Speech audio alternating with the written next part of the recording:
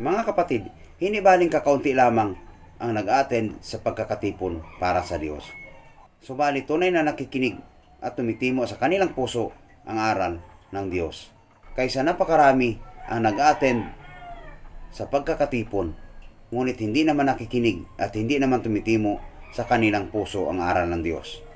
Kahit kakaunti lang tayo, kahit na 2 o 3, basta tayo ay nag-uusap sa pangalan ng ating Panginoon, ay sasamahan niya tayo.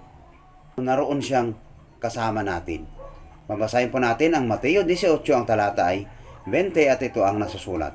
Sapagkat kung saan man ang 2 o 3 nagkakatipon sa aking pangalan, ay naroon akong kasama nila.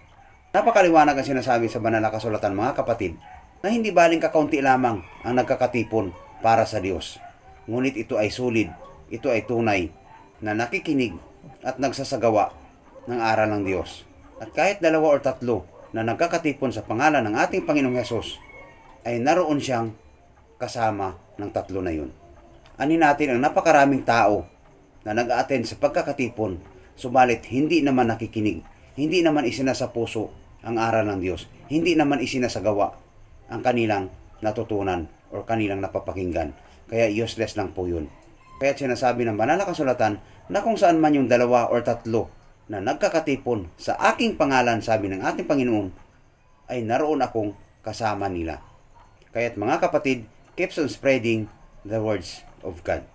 Huwag po tayo mahiya na mag-share ng salita ng Diyos.